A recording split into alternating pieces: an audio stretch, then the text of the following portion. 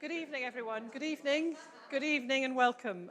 My name is Leslie Macara. I am the Director of the Institute for Advanced Studies in the Humanities and also Assistant Principal Community Relations here at the University. On behalf of all of my colleagues, can I offer a very, very warm welcome to our audience here in the Lecture Theatre and to those who are joining us via our live stream. One of the wonderful aspects, I think, of the Gifford Lectures is the reach which they have across UK, across Europe, and across the wider world. And I'm delighted, too, that this evening we're joined by many members of our own community here at Edinburgh, both our staff and our students. And can I offer a particularly warm welcome to the family and friends of Professor West, who are here with us. We've travelled quite a long way to Scotland for these lectures.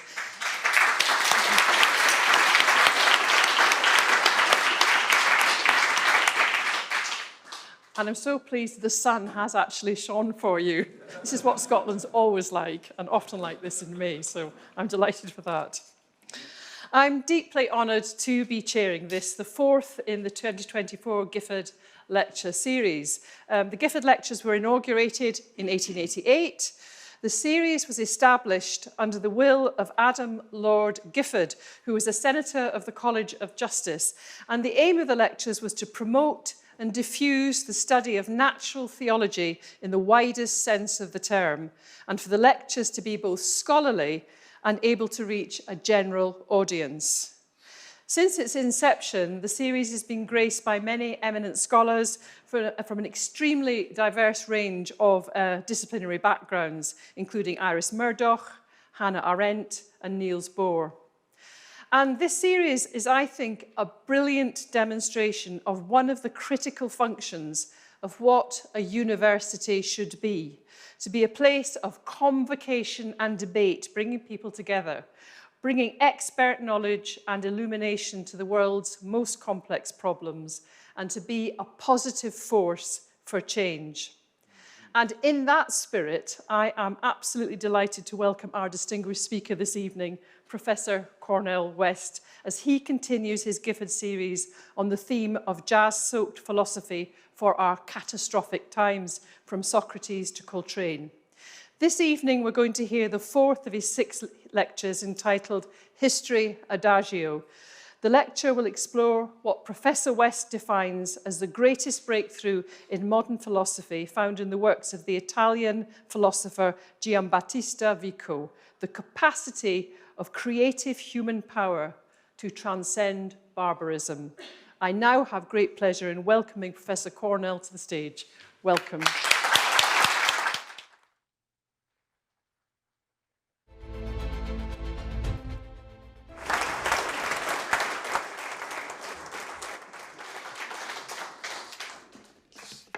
I am blessed once again.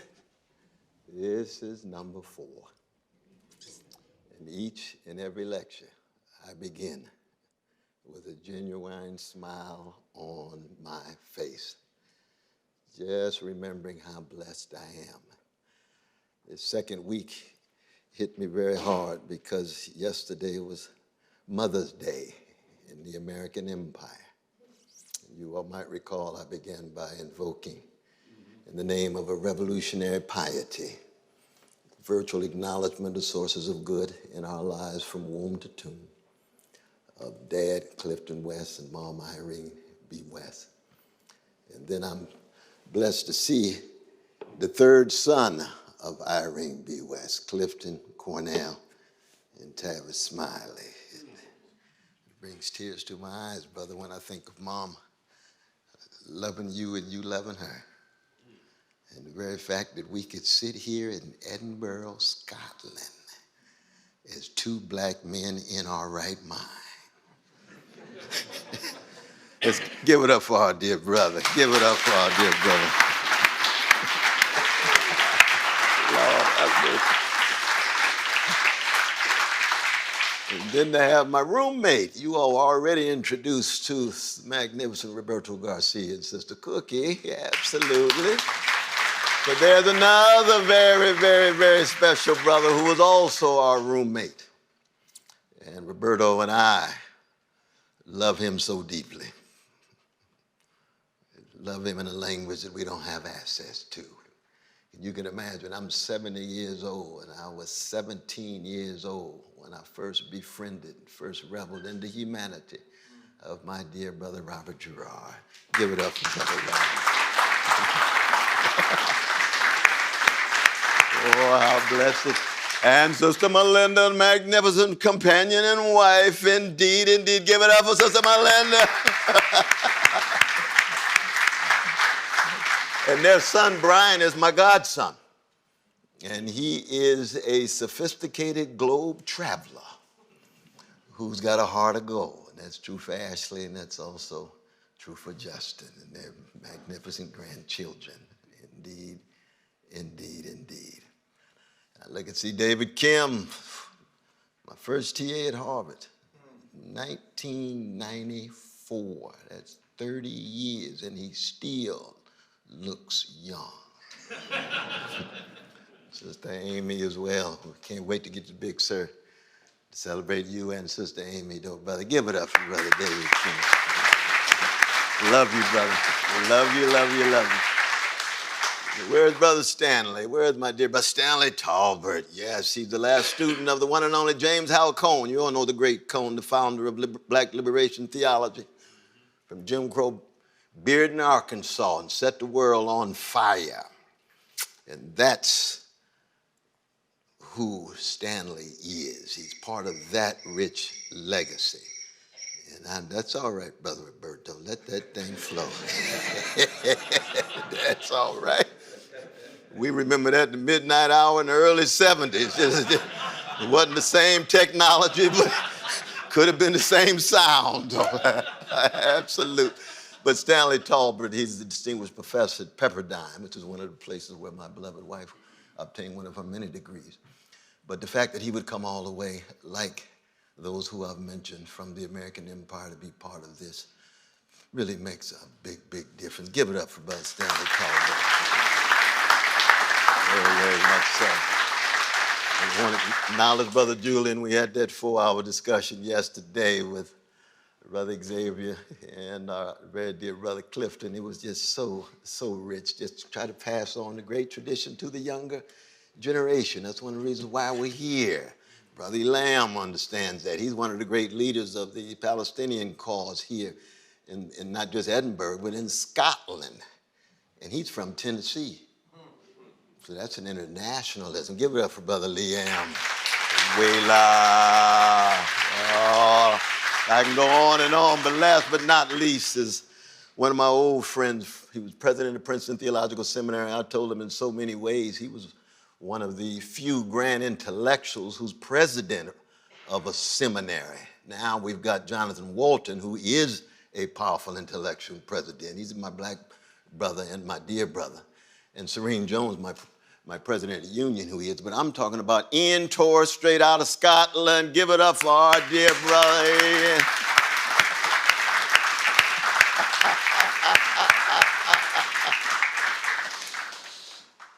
Absolutely. You can see I'm just so excited for this fourth one, because when you have this kind of gathering, you know, it's like a family reunion.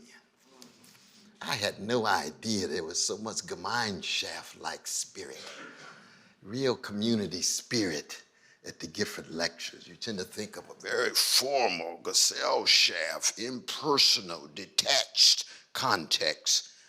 And you say, no, we've got some blues sensibility and some swing to make this place shake a little bit. Yes, intellectually, but also morally, also spiritually, also politically, not as an empty rhetorical gesture or a vacuous oppositional move, but as a deepening of a very rich conversation that goes back to legacies of Athens and Rome and Jerusalem and Paris, all the way up to Harlem and Hamlet, North Carolina, where John Coltrane was born.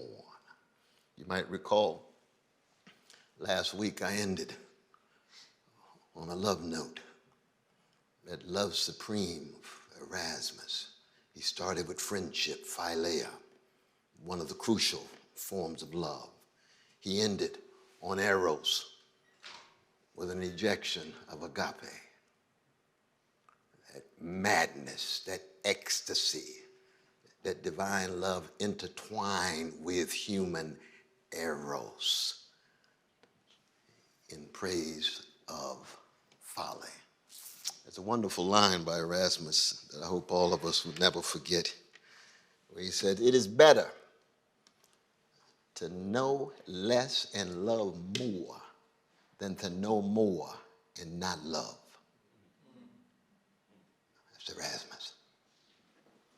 See, very important, especially these days, so grim, so dim, not just in Gaza, not just in the Sudan, not just in India, not just in the south side of Chicago, not just in working class sections of Glasgow and Edinburgh, but he's also talking about what's inside of our hearts and minds and souls.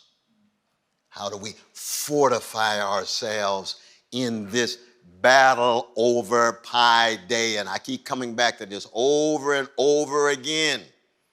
That philosophical discourse is not some kind of isolated, abstruse, abstract discourse. It has to do with ways of life that provide structures of feeling and structures of values and virtues so that we can be fortified to be, in the language of the great John Coltrane, a force for good. The good is a species of truth, not identical but indivisible. We'll be saying more about that the last week when I get a chance to dive completely into the chocolate side of the world. I can't wait. It's nice to have these conversations with my vanilla Europeans. They have much to add. They have insights to provide. But I stand here today as one who comes out of a great tradition of a great people who interacts and believes that one is able to, in an egalitarian manner, learn and listen, but also to present and challenge as we all, as part of the human species, come to terms with these multi-layered catastrophes confronting us, especially the younger generation. And I want to begin any reflections on Pi Day as it relates to history, again with David Hume. And I know it's very interesting to invoke Hume, because David Hume has always meant so much to me. When I was a graduate student at Princeton, we had to choose one philosophical figure, and we had to read every word of their corpus. And we were going to be examined for 3 hours straight on just that one philosopher. And who did I choose? David Hume. 19 years old. And so I went underground for about 6 months.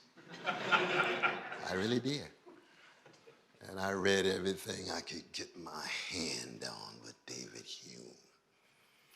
And even given his ugly white supremacist sensibilities, even given his head of a society to eliminate Scotticisms in the English language, which meant he was not an anti-imperialist vis-a-vis the Union Act of 1707.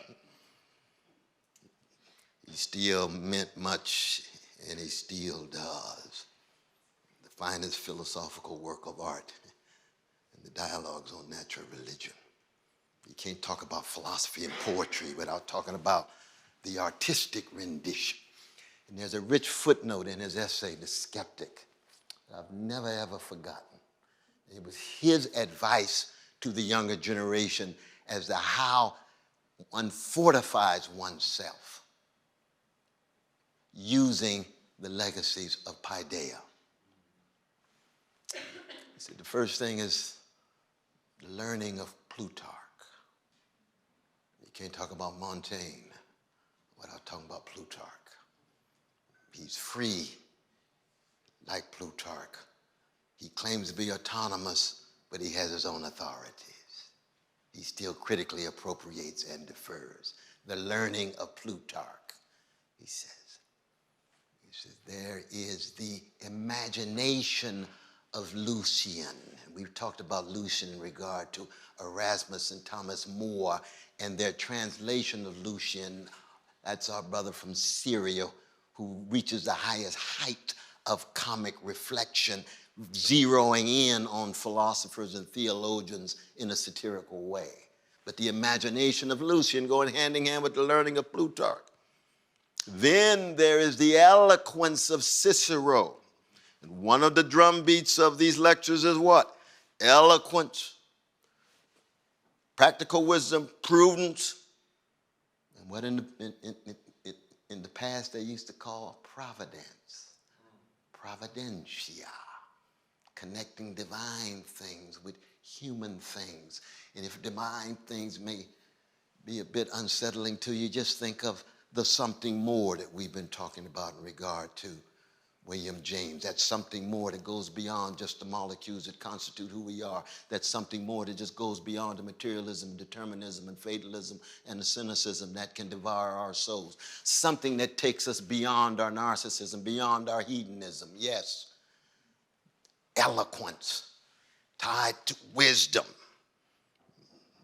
Eloquence is wisdom speaking and trying to detect the causes for it. That's Cicero's definition of eloquence. But David Hume goes further. He says, oh, don't forget the wit of Seneca. Seneca? Wit? Have you read his plays? Brutality across the board. But yes, it was Seneca who said, the unexamined life is not worth living. Yes, that's Plato connected to Socrates, but he says he or she who learns how to die unlearns slavery. Unlearned slavery, forms of intellectual bondage, spiritual bondage, political bondage, economic bondage. Ooh, how timely even in 2024. And then there's the gaiety of Montaigne. One of the things I regret is not being able to give a whole lecture on Montaigne. I wish I had what the old folks used to have. You know, the Gifford Lectures began with 20 lectures. That's what Josiah Royce had. 10 lectures, go home and do more homework, come back for another 10. And I was blessed to be in the wonderful space at the new college, consecrated by scholars of the church and theology and wrestling with religious matters. In the same space that Reinhold Niebuhr that gave his 1939 lecture, The Nature and Destiny of Man, and they had them give 24 lectures, 12 one semester, go home for a year, come back, 12 again. Now we're down to 6. So much for postmodern intensity. Work them through, finish it up. We got things to do. But I will say a quick word about Montaigne, not now, but at the very end, because Montaigne himself, if there is a candidate for a jazz man in the life of the mind who could use what he called the airy medium of words that may not accent deeds and actions, but allow him to fashion himself, shape himself, remake himself vis-a-vis whatever authorities, and never allow those authorities to suffocate his uniqueness and distinctiveness as a writer, it is Montaigne. He is the inventor of the genre of the essay. And he never calls one of those individual pieces essays. It's the whole collection as an essay. He has that synecdochic imagination that we talked about at the very beginning, the relation of parts and parts and parts and wholes, and the way in which the whole is always more than the sum of the parts. And Montaigne is on the way to Emerson, to Walter Pater, Thomas Brown, Virginia Woolf, that magnificent essay she wrote on Montaigne. But James Baldwin, Waiting in the American Empire, as the finest essayist of the English language in the barbaric, catastrophic 20th century. And Montaigne initiates that whole tradition and his preoccupation, 1580 when it first appears, with the new world and what will happen in that new world. Maybe I will say a bit more about Montaigne right now. Is that all right? Yes, sir. Is that all right? Just a little bit? Just a little bit? All right, get a little call and response here. That's good.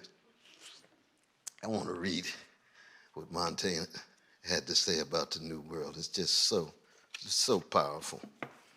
This is in his essay of coaches. I know most people go to the essay on cannibals because that's such a powerful piece. That was in the first edition of 1580.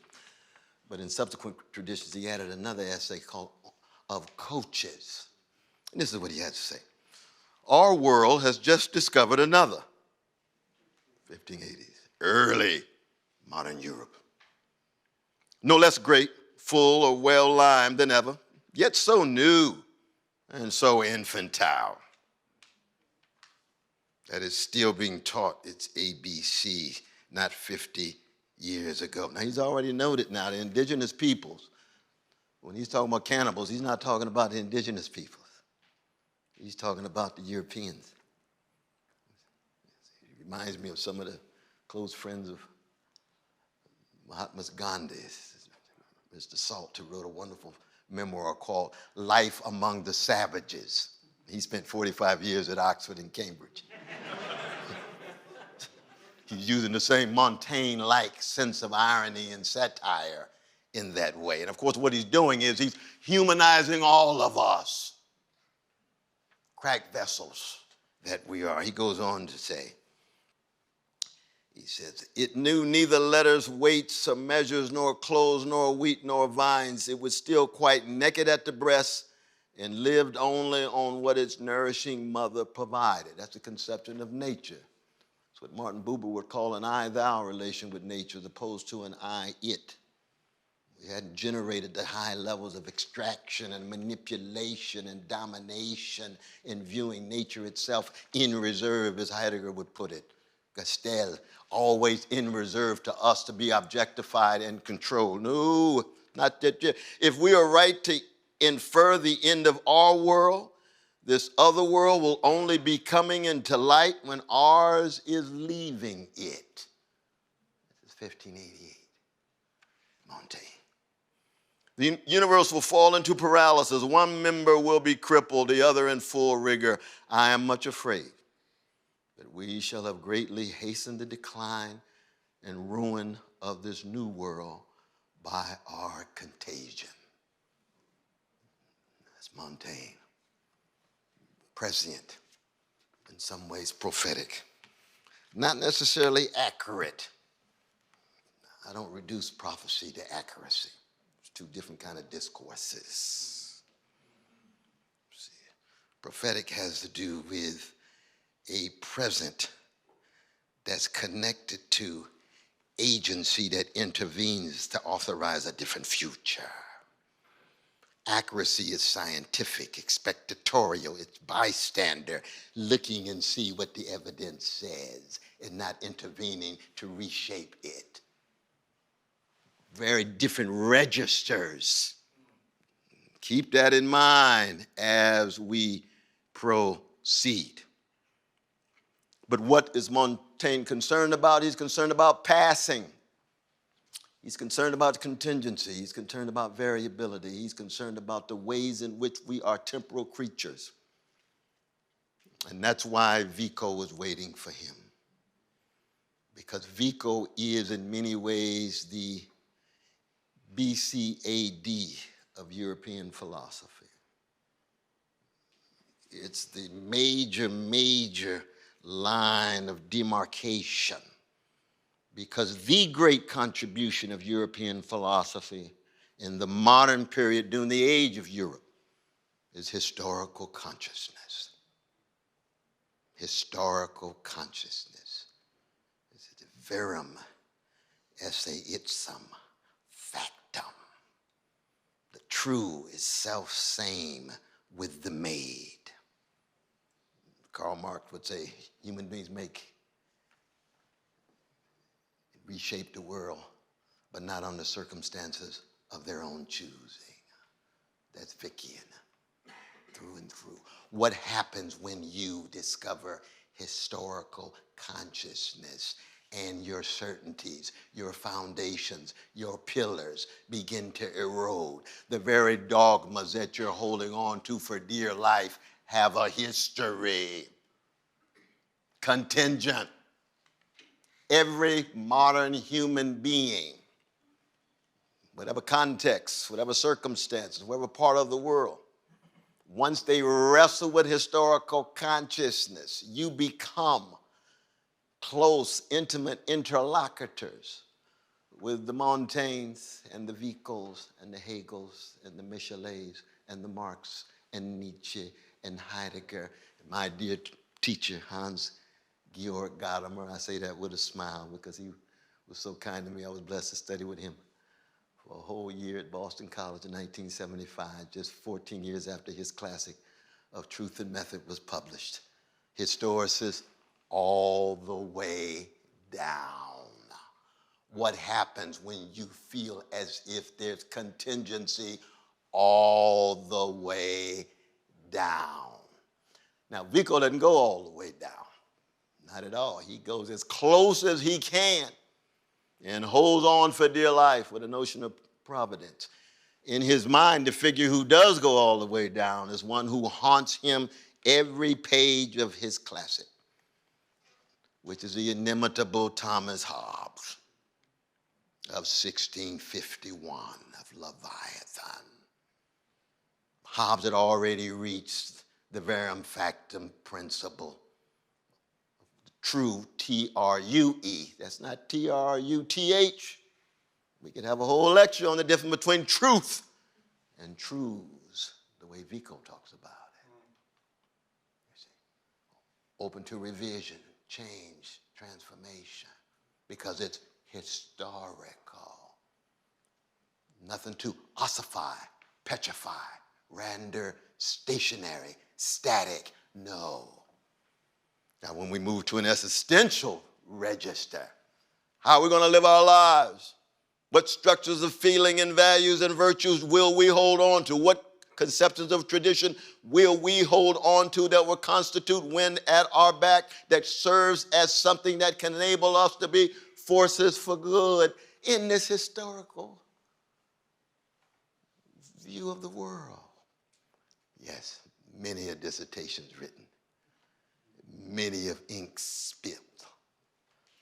Many in this room writing texts and dissertations right now. I can see the smiles. Wrestling with this same problematic. And this is now 80 years after the end of the Age of Europe of 1945. That's when it came to an end. And the Age of America beginning in 1945. And now we're experiencing the decay and the decline, the implosion of the American empire and the age of America. So the Europeanization of the world, with those nations between the Ural Mountains and the Atlantic Ocean that would disproportionately shape the whole globe and the interests that they had and in their images. Interest S, images S. No monolithic homogeneous conceptions of Europe or any other nation or group. Always diversity, always heterogeneity, but dominant tendencies. And then the Americanization of the world. We're going to get to that, of course, tomorrow when we get to America with T.S. Eliot and Eugene O'Neill. We'll finally make our way into the new world that Montaigne was talking about. But what Vico does is to say what Hobbes presents is precisely in so many ways what Thrasymachus presents in Plato's Republic. Might makes right. Power dictates morality. Glaucon and Demotus, younger generation. Socrates, please give us some alternative, some counter discourse to this power makes right. There's got to be something about justice and fairness. There's got to be something about integrity, honesty, and decency. There's got to be something about a vision larger than this Hobbesian nightmare. You can see James Joyce in the background. History is a nightmare from which I'm trying to awake. as 1922. Who would Hobbes translate the last 15 years of his life? Thucydides. What does Nietzsche say? Philosophers spend too much time reading Plato, they should read Thucydides. That's what it's all about. Tacitus has already told us what it's all about. It's about that power, that corruption, that decay. Ooh, does that sound contemporary? Now, I'm not trying to just update these figures, you know. I believe that history has its moments of alienness and otherness. Tacitus is other. Plato's other. Sappho was other. We saw in Erasmus with Folly herself, a woman. All that vicious patriarchy operating. Reminds me a little bit of Duke Ellington's A Drum is a Woman. That was a very venue in which he told the whole history of jazz, the whole history of black people. Nietzsche says truth is a woman. Anytime you get brothers talking about the master terms, is a woman in their discourse. You keep track of deep patriarchal sensibility, but also truth-telling at the same time. Something going on very deep there, and also very ugly, simultaneously. And we have to be very, very sensitive to that. In the same way the way I talk about David Hume. Very deep, profound, something ugly is going on too. I know they changed this building from David Hume to what is it now, George? I mean, I don't know if George is the breakthrough, but I don't know which George they're talking about, but I understand. Students understand. Students have a sensitivity these days. And especially when they can't turn society, they can't turn the economy, they can't turn the institution, they want to just turn the name. It looks like all we have now is the possibility of linguistic turns. Where's the turns I'm looking for? Where's the term Coltrane's looking for? Plato wanted a turning of your soul and a society and a culture and a civilization, a decolonization of an empire. That's a turn. But what happens when you end up with neocolonial elites who are still corrupt as they can be, too often the case in the global South? What are we talking about? Oh, yes, the deep, serious, substantive conversation does indeed go on. And so when we turn to Vico, we get this sense, this wonderful line in section 147 where he says, the very nature of institutions is identical with its nascience.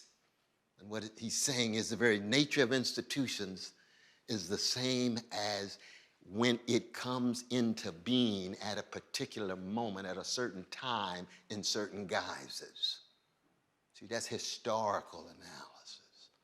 Nietzsche and Foucault will come along later and call it even deeper, the genealogical analysis, which is even deeper than history, because history itself tends to present itself as if it has some kind of apparent pattern and some kind of apparent structure. Maybe the very talk about history itself is too connected to a God talk,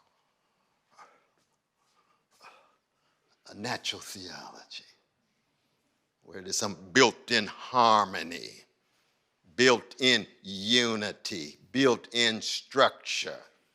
What if history itself all the way down is contingency and accidental and is to be understood solely in a Hobbesian way of psychological egoists bouncing up against one another, fearful, highly suspicious, distrustful, and feeling that everything is about power and wealth. Boy, that sounds a bit like 2024 from some places I know.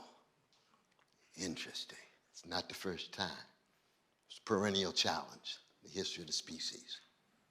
And one of the roles of those who have the audacity to call themselves lovers of wisdom, philosophia, is to do what? Muster the courage to pursue truth and beauty and goodness.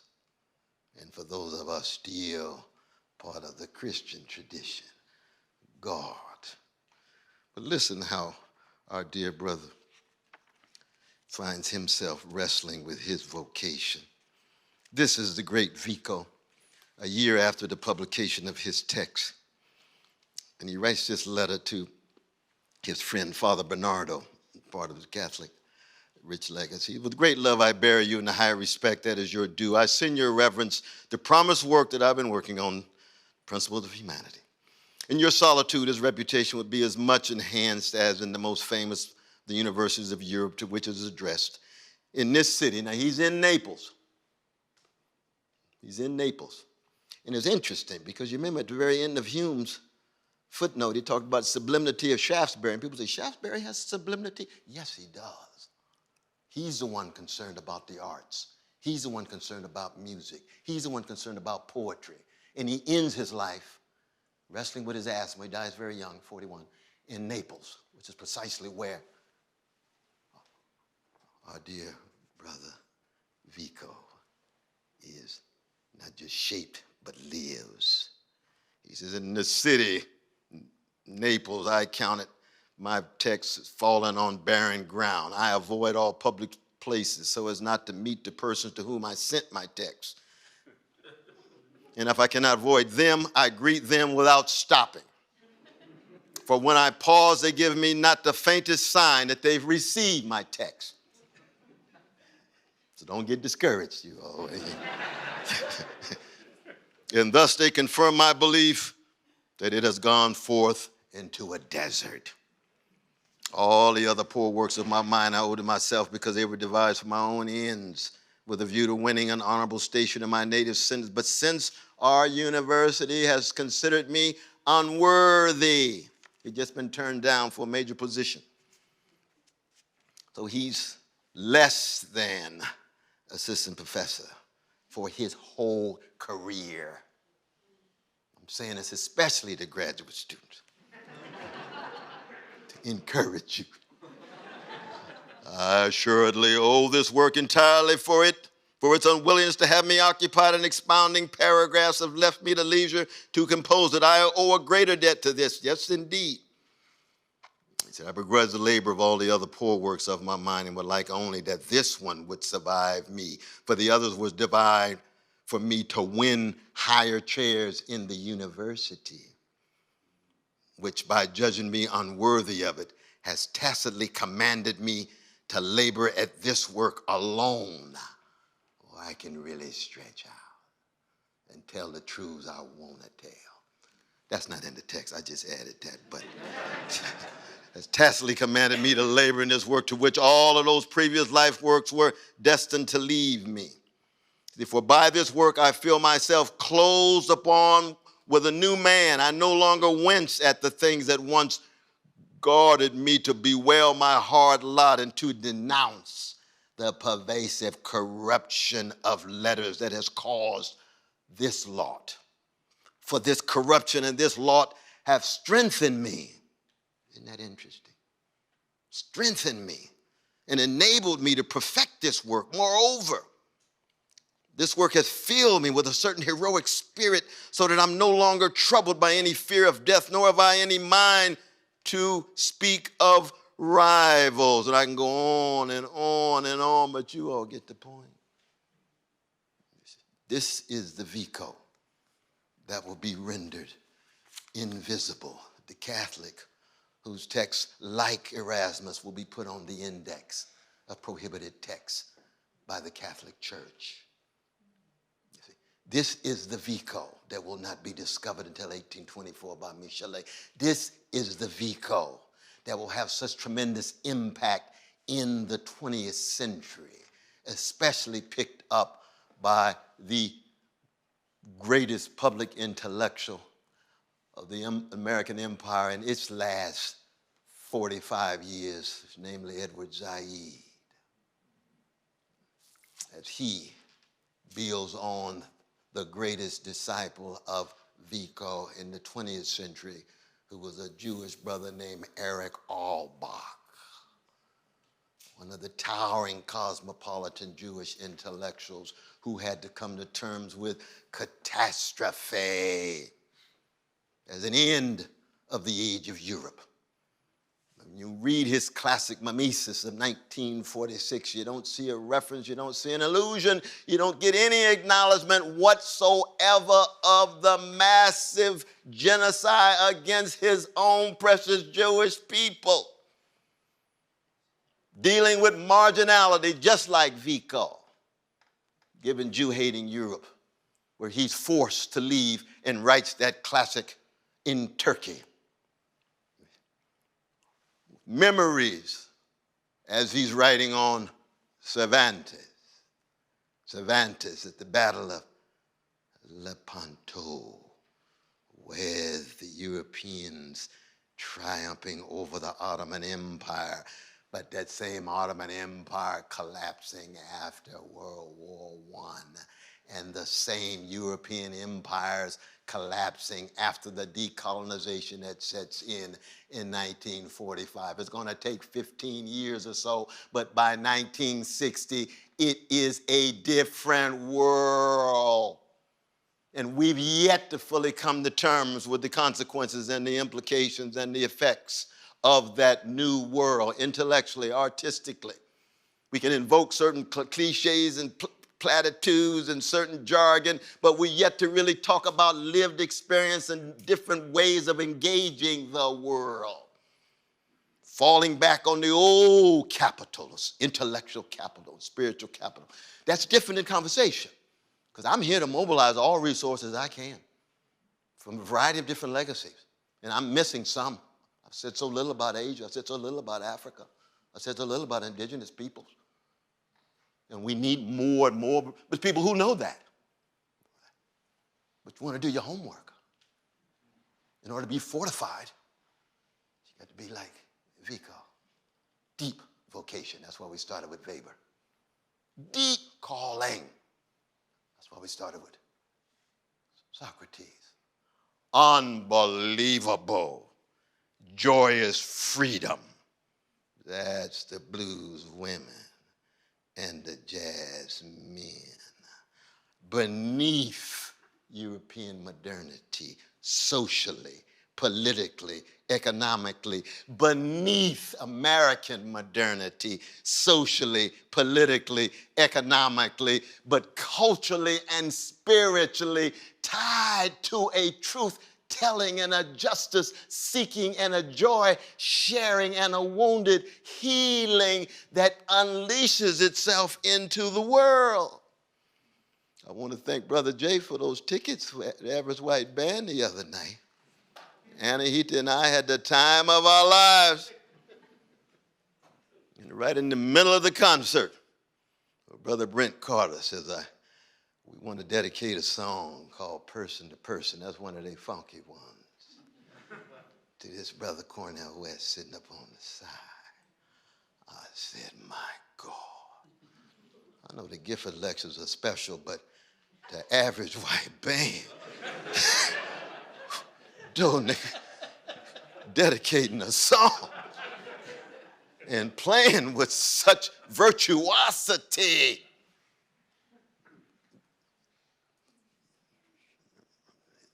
It was something.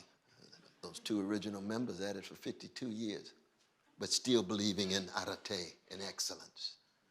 But their music flowing out of the same tradition I just talked about, of the same black folk I just talked about, downtrodden, beat down, lied on, rebuked, and scorned, but able to still present such levels of elegance, able to present such levels of vision and courage, not because of their skin pigmentation, but because of paideia, because of the spiritual formation and the education of their sensibilities and their ability to be organized enough to sustain a threat to a status quo. That's what we don't get in Vico, just like we didn't get that in Joseph Conrad's Heart of Darkness. We got powerful analysis and diagnosis. Where's the fight back? Where's the fight back? Same is true with Gaza. We see all of the ugliness and the massacres and the ethnic cleansing and genocide. Keep track of the fight back. victory signs, the smiles, holding of hands in the face of that, just like that play of my dear brother Arthur Miller that I've invoked before, of our Jewish brothers and sisters playing the violin in the concentration camps, or the songs of those in the Congo. We're going to see that with Du Bois's preoccupation with the Congo and the genocide there, the fight back. This series of the Gifford Lectures is as much about the fight back, but trying to shatter as much provincialism and narrow parochialism, so that we don't allow for the variety of voices, following the voices of black, following the anthem of black people, of lifting every voice. What, in fact, would follow if we took seriously what Vico is trying to tell us? Well, Vico says, first and foremost, and this is a line that James Joyce loved about Vico, and of course there is no Joyce without Vico, and we all know Samuel Beckett's wonderful essay on Joyce and Vico in his early years. He says it's imagination and memory are the same thing for Vico. He's the first philosopher to put that forward. He says the muses are the source of wisdom. The muses, memory. Three forms of memory: remembering, altering, and right application and finding the proper arrangement. The second is fantasia, imagination. We've already encountered that earlier. We're going to see that much more at work in terms of futurism, Afrofuturism, variety of other kinds of futurism, the Octavia Butlers and others, coming out of blues traditions. And of course here in Europe's extraordinary forms also of futurism, using fantasia, different than fancy, very important. Coleridge makes that distinction. Coleridge is the first English intellectual to even invoke Vico's name. It's typical of Coleridge. He just mentions a name. He doesn't go into any kind of detail. He got it from Jacobi. He got it from the Germans. But at least he trotted it out there. I give him credit. And he's a wonderful brother in a lot of other ways. We won't go into that right now. But the important thing is this: fantasia, imagination. It's no accident that the great student of Erich Auerbach is Frederick Jameson, Yale. Dissertation on Sartre, imagination and styles in Sartre, the beginning of a magisterial corpus. But Vico is a fundamental connection for him. Now, I should note, Zaid was not trained by Auerbach. He translated Auerbach's great essay on philology and world literature with his first wife, Myra. He was trained by Harry Levin. Harry Levin trained George Steiner as well as Edward Zaid, as well as Paul Demond. He was a hell of a teacher. Those are three very different kind of students. But hell of a teacher, a Jewish brother from Minneapolis, one of the first Jewish professors in deeply white Anglo-Saxon Protestant Harvard. He was one of the founders of Comp Lit, but was always close to Zaid, but also required them reading Erich Auerbach. Why is that important? Because it's still part and parcel of wrestling with how forms of paideia can emerge historically. You see, Odysseus' scar, that first grand chapter of Mimesis in 1946. It ends with the brown stockings of Virginia Woolf. No Germans in the text, no Americans in the text. Still too narrow, but still wrestling with catastrophe in the form of silence of those who are suffering from the catastrophe. That's a human thing. Very much so. I remember when I first met my great-great-grandfather. His name was Henry West. He was a beautiful man. He was a farmer. And we raised questions with him. Tell us about slavery. Tell us about the barbaric practice that you had to come to terms with. And he said, I don't want to say a word. Don't even think about it, honey. I won't say a word. Too much. Much too much. T.S. Eliot, human beings can only bear so much reality. You got to time it in the right way. It's too much. I'm overwhelmed. I know you're overwhelmed. You're just a little small child. I said, no, I'm ready. Give it to me. No, you're not. He was right. I was just naive, too inquisitive, immature curiosity and acquisitiveness. You see, and so it is with some. But of course, I'm here to perennially try to break the silence. You see, so I've got critiques of Erich Auerbach. I've got critiques of so many of the intellectuals that didn't have too much to say about slavery, about genocide, the realities of their day.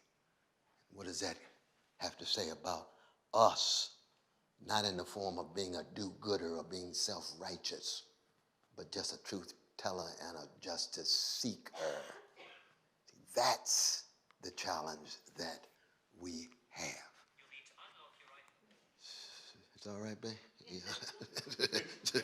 Absolutely. And I know we've got a little bit of time, but I want to reflect a little bit on how Vico himself brings his monumental text to a close. Now, in terms of genre, Vico's text reminds me of what Henry James said about War and Peace and Anna Karenina. He called them loose and baggy monsters because he had a Flauberian ideal of writing novels, clear, taking 3 days for 2 sentences and so on. That Ernest Hemingway sensibility, whereas Dostoevsky and Tolstoy just vomited out. That's James's language, but it's not too far removed from the truth. But he goes on to say this at the very end of his text. He says, in fact, that he says, only religion can make people perform virtuous works by appealing to their feelings. He's talking about appealing to the deepest levels of their visceral, bodily, corporal realities, given the wounds and bruises and scars that they have had to come to terms with. You could almost call it body memory. And our feminist theorists and intellectuals have wrestled with this in such subtle and sophisticated ways. It moves people to action. By contrast, the logical maxim of professors about virtue only assist moral eloquence. See, without the eloquence, without speaking to not just delight and instruct, but to move people, to get them to try to shift that turning of the soul that we saw briefly in Plato's Republic. This is the foundation of paideia, and this is certainly true for Christians. Right? If your only faith is based on the logical precision of the arguments for the existence of God, we congratulate you on your rational move. Now let's see what kind of life you lead. There's usually a gap. Not all the time, because, there are the Bertrand Russells and others who feel logic almost like I feel average white band. But that's Brother Bertrand. He's a different kind of brother. I'm just kidding. I don't want to uplift him or put him down. But let me continue here. Inciting the feelings to fulfill the obligations of virtue. He said, within the order of civic institutions outlined in my new science, providence makes itself clearly felt through these 3 feelings. First, wonder, which is the very source of deep philosophical reflection and engagement. Tied to intellectual humility. Wonder. Childlike, but not childish. Childlike. The kind of thing that Shakespeare would elevate. It's like Puck in Midsummer Night's Dream. Lord, look how foolish these mortals are. like the greatest of all Shakespeare characters in many ways, Rosalind, as you like it, full of moral maturity, full of rightness is all and readiness is all, and completely, thoroughly too much for Hamlet. If Hamlet had to hold out for Rosalind, he would have done some things much earlier because she's too much form, she's too deep, her breath, her challenge, her deep humanity. And it's about what? Love, love. That's written at the same time as Hamlet. Yes, indeed, Shakespeare has so much to say, as does Cervantes. And of course, you know my favorite is Rabelais, but we don't have time to get into that right now. First, wonder. Second, veneration, reverence, which scholars felt toward the incomparable wisdom of the ancients, but moving into the modern world, following the Bacon and the others, and especially Descartes, pushing the study of the ancients aside. What did Descartes say? He said to learn Latin is only to learn about the servant maiden of Cicero. Not just sexist, but also so thoroughly truncated. And yet when he comes to write his famous text on the passions, he comes up with generosity. Ooh, sounds like he's got an elective affinity to Hebrew scripture and New Testament to me. Yes, sooner or later you're going to have to come to terms with something more than just clear and distinct ideas in an ahistorical discourse that allows you to somehow get out of the veil of the mind to make logical inferences, the external objects and non-extended and extended substances connected. Interesting, but Rorty's told that story and I won't retell it. The third feeling, wonder, veneration, ardent desire with which scholars burn to seek and attain this wisdom. He said later these feelings will be distorted by the conceit of scholars and the conceit of nations. And recall the second part of the title of this text is On the Common Nature of the Nations.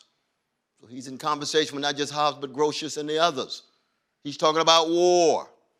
I started this series of lectures talking about where is the philosophical discourse with Clausewitz on war, with Leopold von Ranke, his famous essay of 1833 on the great powers tied to war, on empire, so ahistorical so often he sees. In sum, all the observations contained in this work lead to one conclusion. This is 500 pages later. My new science is indissolubly linked to the study of piety. And unless one is pious, one cannot be truly wise. Unless one has a historical consciousness of what has gone into the shaping and molding of who you are, unless you have some relation and connection with the best inside of you that can deal with the worst inside of you, given that civil war taking place on the battlefield of your own soul, you'll never be wise. That's what Vico is saying. And that's one of the reasons why when we talk about the blues traditions and the jazz traditions, you never talk about just isolated figures like Coltrane.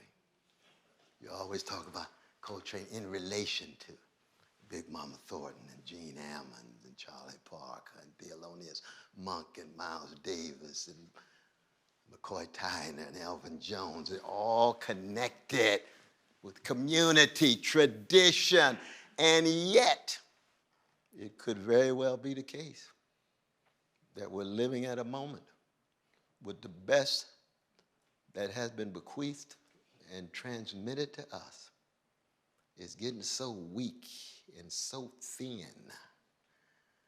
And the younger generation may not be convinced that it's not worth their time or discipline to want to build on it. What a moment to be alive, full of unbelievable despair. And yet, at the same time, somehow muster the courage to say that despair must never, ever, ever be the last word. me stop there.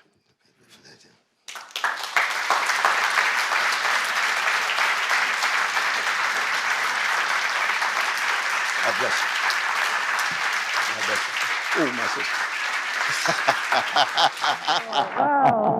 Wow. Thank you. Thank you so much. I'm now going to say a few words. Oh, yeah. Oh, no.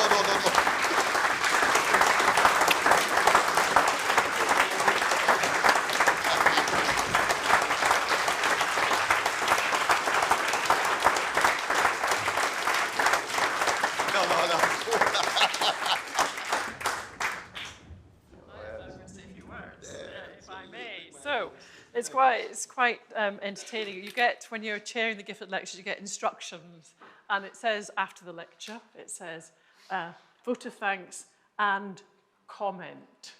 So I have to comment on your lecture. So that is quite a challenge, because that was such a virtuoso performance, fantastic lecture. It's very rare in academia, I think, when you can say, I was at a were you there moment. Were you there moment? And I think this evening, and actually the whole lecture series, is a were you there when Professor West gave his Gifford Lecture Series. It was a were you there moment. We were there. I think we were there when you spoke about the structures of feelings, of values, or of virtues.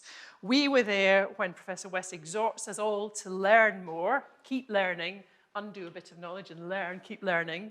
We were there when Professor West quoted Montaigne when he said, I am much afraid, which is something we need to think about. And we were there when he spoke about how natural theology has built-in harmony and unity.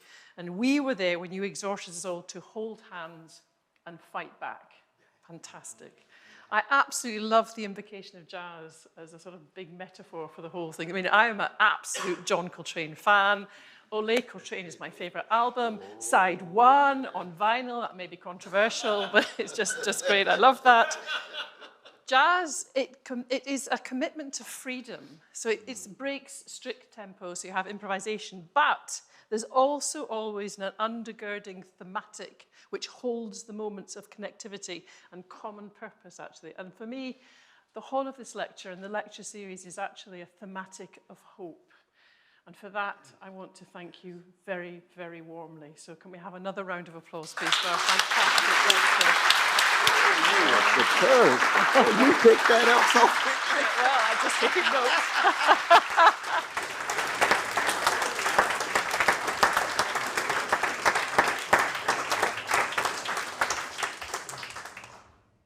So we're now going to have a very short break for 10 minutes, and you can have a comfort break, and then we're going to come back for opening up for question and answers. If you're online, the live stream will stop, but please do come back in 10 minutes. Don't abandon us. Come back in 10 minutes, and we will pick it up, and we'll open up for conversation and convocation. So thank you again.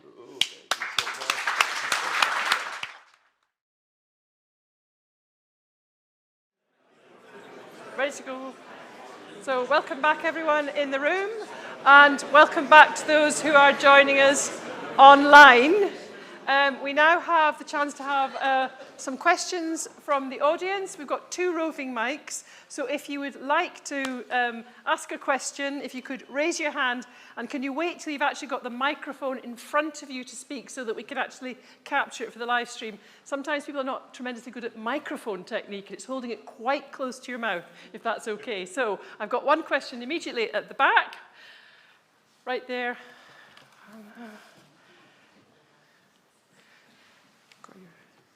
I've got you, so third. Thank you very much for this wonderful and very enlightening lecture. My little question is all about, it's 400 years ago that a certain Immanuel Kant came on this stage, not here, but just in Europe, and introducing in Was ist Aufklärung the idea of what is enlightenment? What is that? It's a certain historical understanding of one's own ignorance, I would say. And you, introducing Giambattista Vico, mentioned that our own understanding of historicism goes much more before actual Immanuel Kant. So would you actually say that this sort of enlightenment, maybe just enlightenment in this sort of stage, actually began with Giambattista Vico, this sort of, yeah. Yes, no, appreciate the question. Did everybody hear the question? Yes, indeed.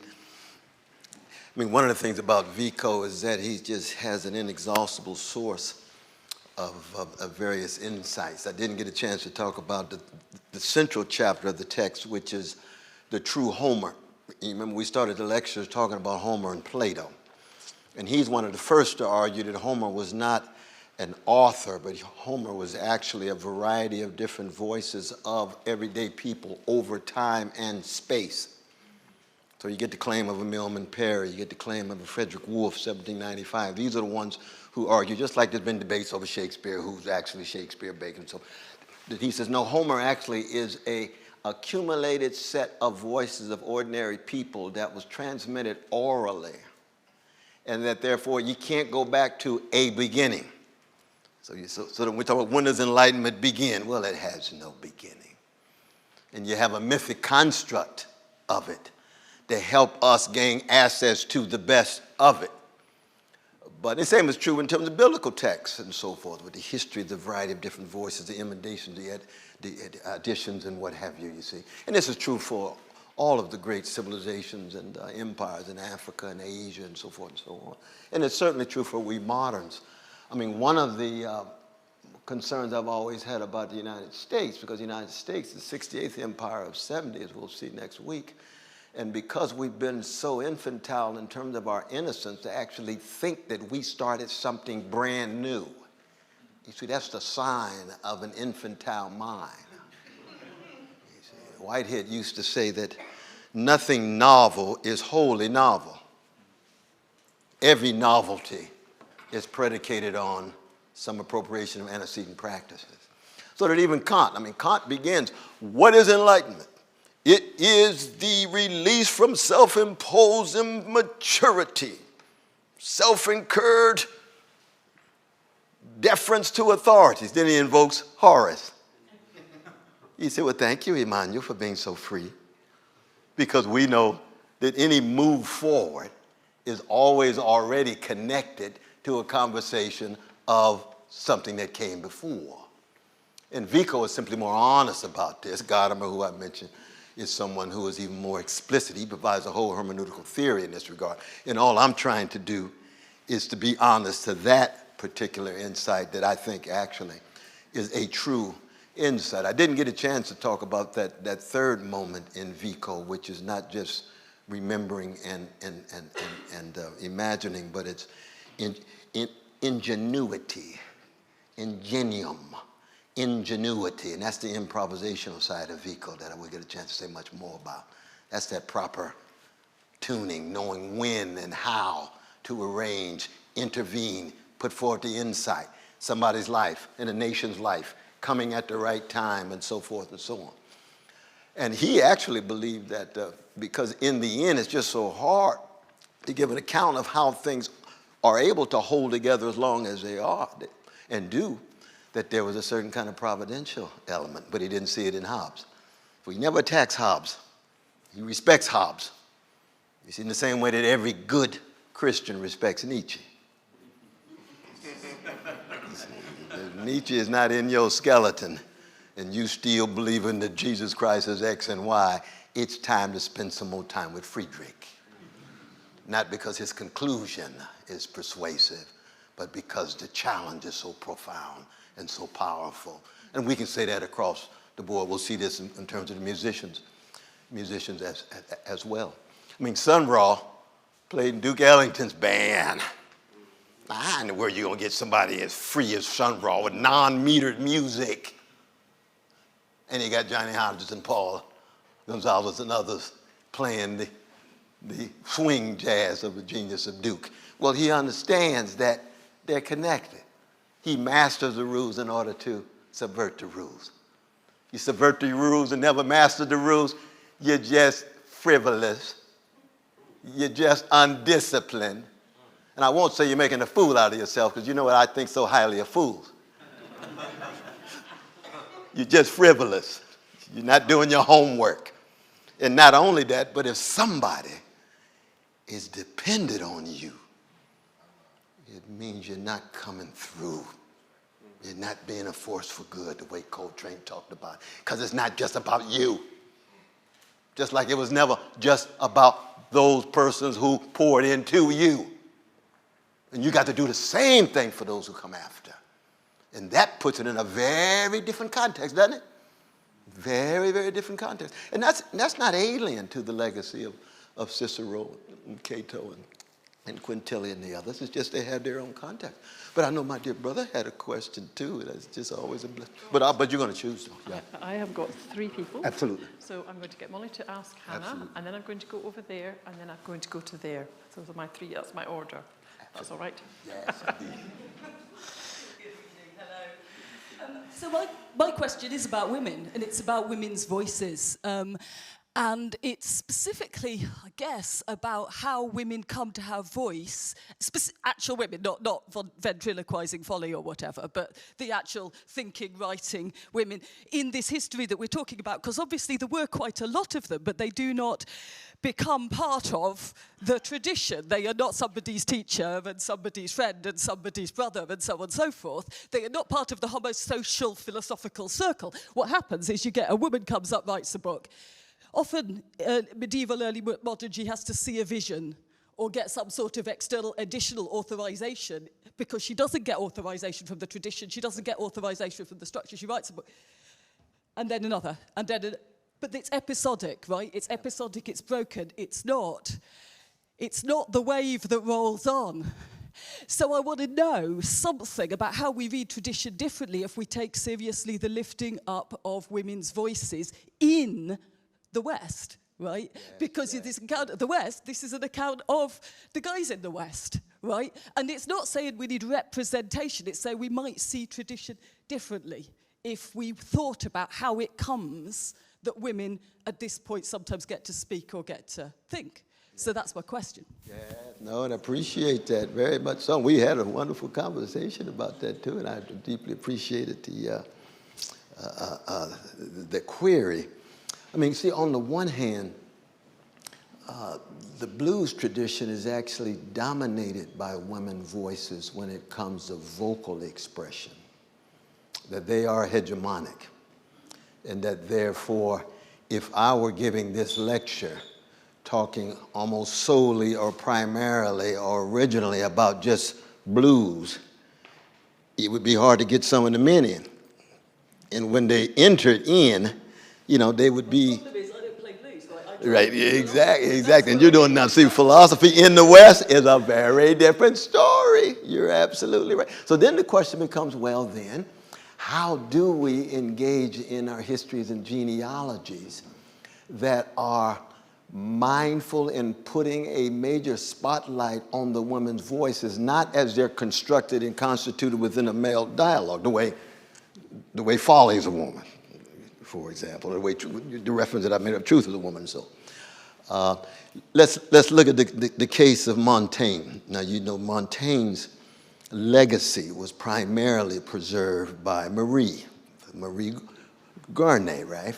She became the major caretaker, mediator, authorizer, and then wrote her own texts, powerfully feminist and sometimes deeply conservative in others, no doubt about that, right? But becomes part of a tradition, again, given the vicious patriarchy, of an extension of a male figure. But one could argue that she did find her voice, though. You would agree with that? Yeah, with the caretaker thing being a bit of a... Yeah. But that was her way in, because when she writes her own independent text, it's very critical of Montaigne. And it's quite, autonomous in that way. But would be certainly the case, for example, in the legacy of Vico. I mean, one of the grand figures would be Suzanne Langer, who studied with Alfred North Whitehead, wrote a wonderful dissertation, who could not teach in the patriarchal structures of Harvard and so on, but did end up teaching in other places.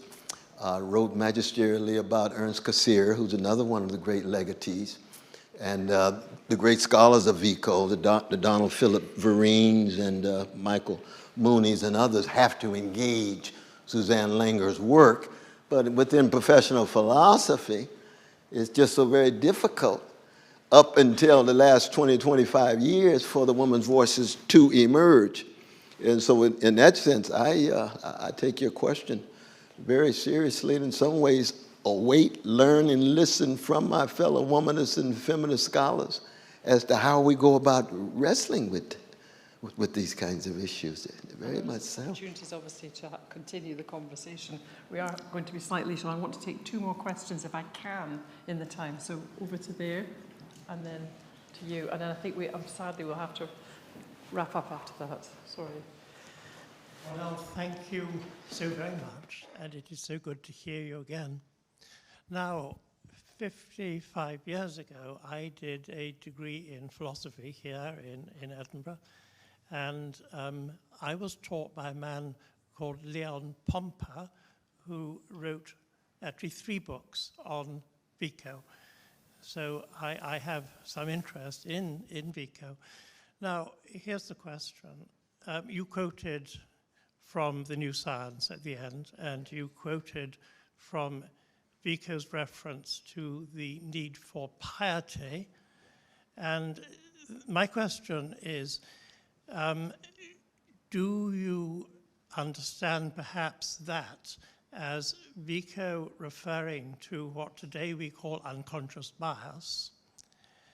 And I'd refer to another distinguished Gifford lecturer, Michael Polanyi, and his volume, Personal Knowledge, and the dialectic in epistemology as you strive to get rid of your personal bias, but on the other hand, you cannot do without it, or it isn't a human knowledge. Yes. No, indeed, indeed.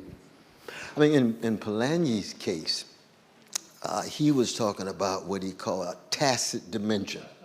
You remember that? Tacit dimension. And what he had in mind is what Heidegger and Gadamer and Charles Taylor would call the background conditions which are presupposed by the very lens through which you look at the world. And there's no language you have that will allow you to recuperate the background conditions because it goes beyond propositions. And so it's tacit dimension or even background. Wittgenstein would call it stage setting.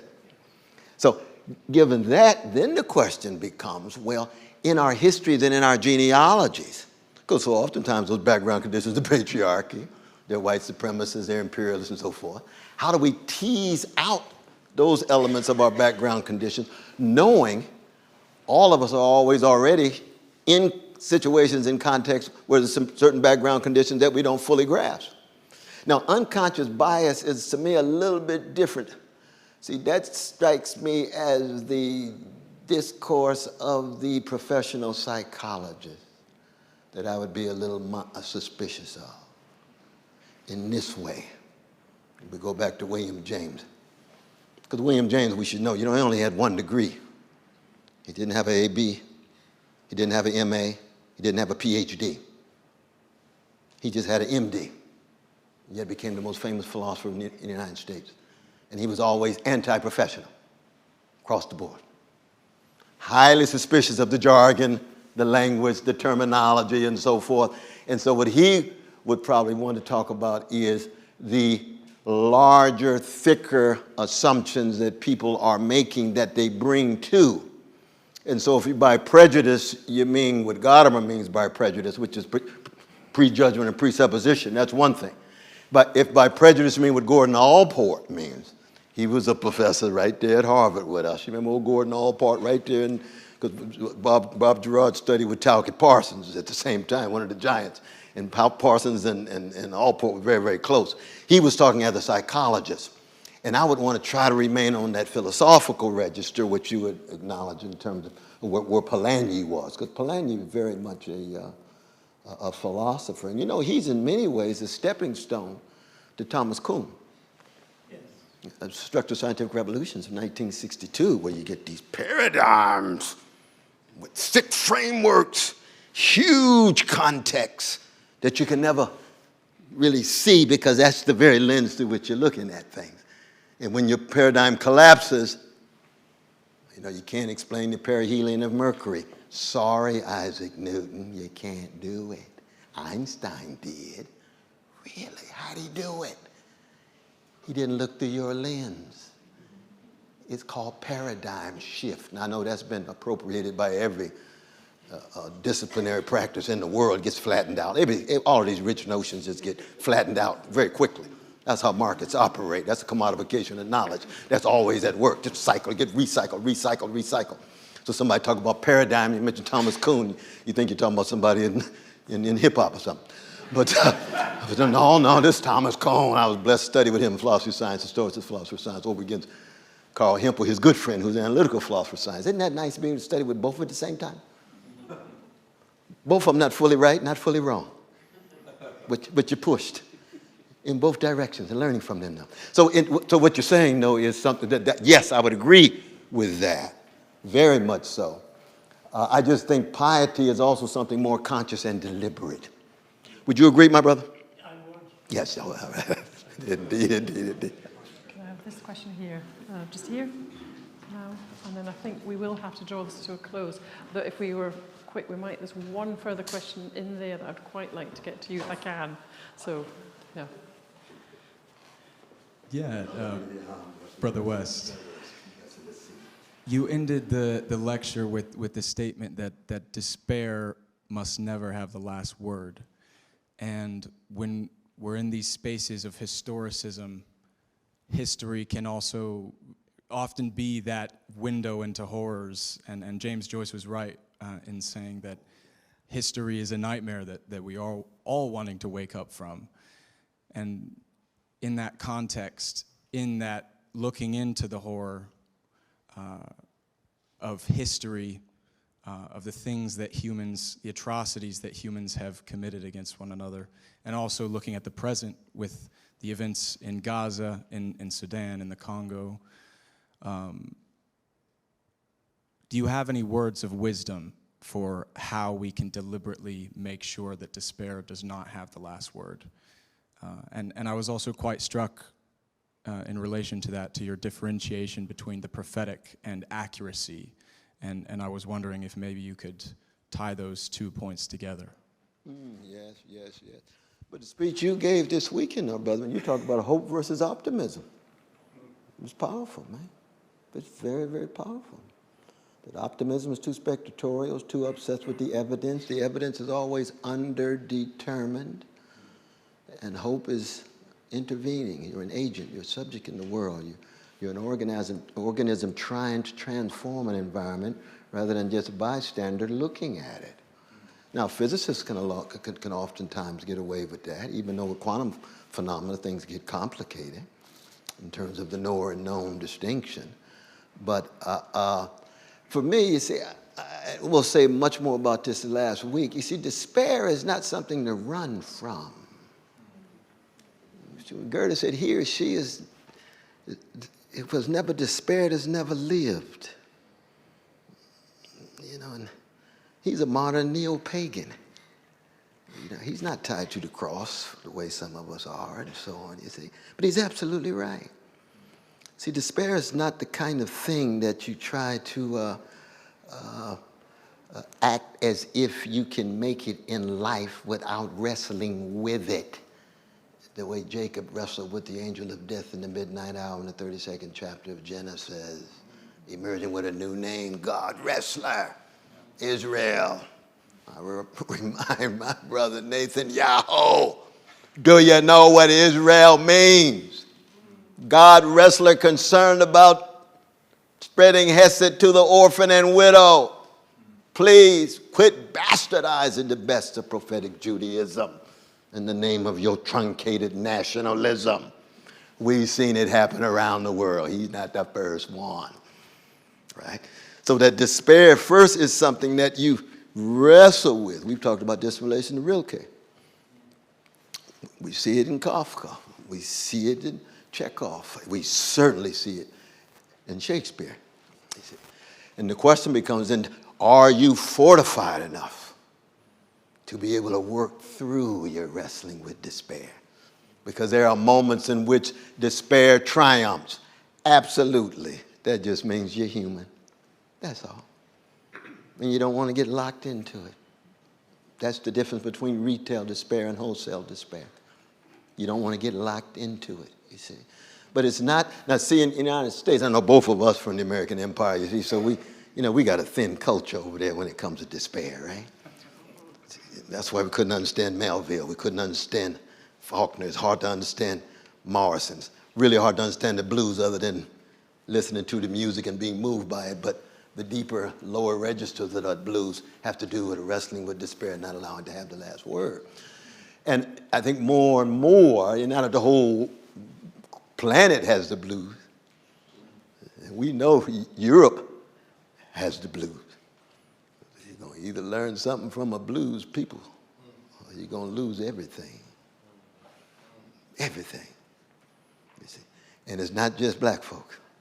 It's some of the folk within the best of the Western tradition, too. And it might even have something to do with a Palestinian Jew on a cross crushed by the Roman Empire. My God, why hast thou forsaken me? If that's not a blues line, B.B. King is from Norway. One last question, just in there, just in there, and then we'll come to an end. Just there, yes. I mean, I ain't got nothing against Norway. I mean, Ibsen.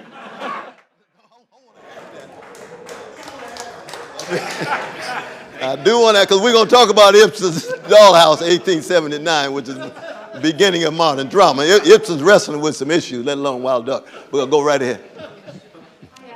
So I have a question to jump onto this comrade over here. So the question is about care. Yes. Because I was very happy to hear someone mention care. Because I think there are so many voices that, well, the voices are not heard, but they are there physically and in the body because they have cared for someone. And like you, I agree. We always have to focus on the fight back. Right. You know, don't mourn, organize. Maya Angelou says, still I rise. You know, despite everything, still I rise. And I think you talked about being a wounded healer the other day. So I'm wondering about the place of care and to a lot of people, care for the community. That's what solidarity means. And that's how we actually get the strength to fight back. Because my question is it part of the human condition to always fight back, or do we need to always also have the care in order to be able to fight back? No, I know that's a powerful question, though. Because see, care or any other crucial term like that is one and many, which is to say there's so many different ways of being understood. Heidegger in Being in Time, his major notion is Sorge, which is care. Heidegger, what kind of care do you have? Well, for him, it's only a ontological care. It's the care that you have for yourself in understanding that you're in time and raising the issue of the meaning of death and the meaning of being for you. That's a certain kind of care. It could be ontological care. It could be epistemic care. It would have very little to do with, care for working people, care for poor people, care for Jews, Palestinians, Arabs, any Dalit people, anybody who's being viciously attacked over time and space. So that when you actually have care that's infused with a strong moral and ethical content and substance, see, that's what I connect to paideia. You see, and I don't think that it is in any way inscribed within the nature of who we are. I don't think that it's innate in that way. I think it's something that has to be taught. And by taught, it's not something that is taught by means of propositions. We've been accenting in this lecture, it's taught by means of example. Examples are the gold card of judgment. That's the Immanuel Kant that I'm tied to. Because Kant is so rich, you can always find something rich in there, just like you find some nonsense too. That's true for any great thinker, any great artist and so forth. But care in the moral sense that you're talking about It's something to be cultivated in community, in family, in network. It's almost Pascalian. You remember Pascal says, well, I'm not convinced by, and talks about the argument for God. Just hang around these folk who keep talking about God and being Christians and therefore attempt to wrestle with their darkness and misery in the name of this faith. Just spend a lot of time with them. Just hang out with them for about a year and a half. See what it's like. Try it for yourself. And some come back and say, I'm tried and true. I'm a member now. Others come back, I tried, thoroughly unconvinced. I'm going somewhere else. That's human. That's human. But in each case, you can tell that cultivation, we can call them networks of cultivation. Does that make sense, my dear sister? Yeah, absolutely. Now, the question becomes, what happens when that begins to run out? You see, because it's also quite possible for people to adopt certain superficial notions of care as a professional lifestyle rather than a fundamental way of life. You see what I mean? You see how the market works? You see how commodification works? See how marketization and commercialization works so that all of a sudden everyone wants to act as if they got the mask and the persona of love and care and compassion because it's hip, it's popular, it's fashionable, it's a fad. But when it's time to make the sacrifice, ooh, no, I'm going to Anahita and the Gerards and the Garcias and Tavis and Brother Andre and Brother Stanley. How come? Because I'd rather be in a foxhole with them because their care is love. My care is love. And we can argue in the foxhole about all kind of different things. But at that deeper level, that's what solidarity in the end is all about. Taking the hits, the risks, the burdens, the sacrifice, and so forth and so on. And we'll see how that's connected to a blues sensibility. Because without those hits, your flat notes are going to sound pretty stale. I'm not talking about you. I'm talking about I'm talking about those singers. Absolutely. I think that's it. Thank you. Thank you so very much. You stay there. I'm going to say a few words of thanks. Oh, okay. Just stand there. I got my book here. Yes, you just stay there. I'm going to say thanks.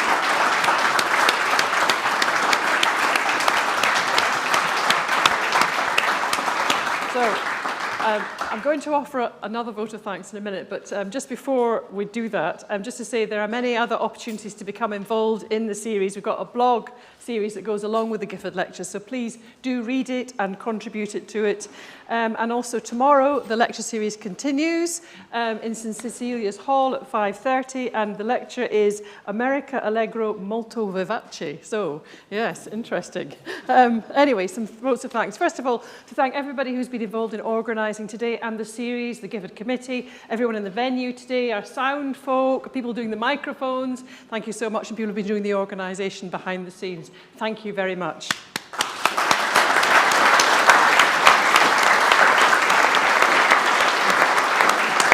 Thank you. And a very quick shout out also to Glowcast, who have been live streaming for us, and I hope some people are still there on our live stream. So thank you, Glowcast, just quick. Anyway, but last but not least, I want to offer a very warm vote of thanks again to you for your absolutely wonderful lecture. And as you are reminded, we all know the world is living through really dangerous, really difficult times. And your lecture reminds us of our common humanity and the ways in which I think we all bear a collective responsibility to build the case for greater peace and greater love and greater justice. Grace will bring us home. Thank you very much. Thank you.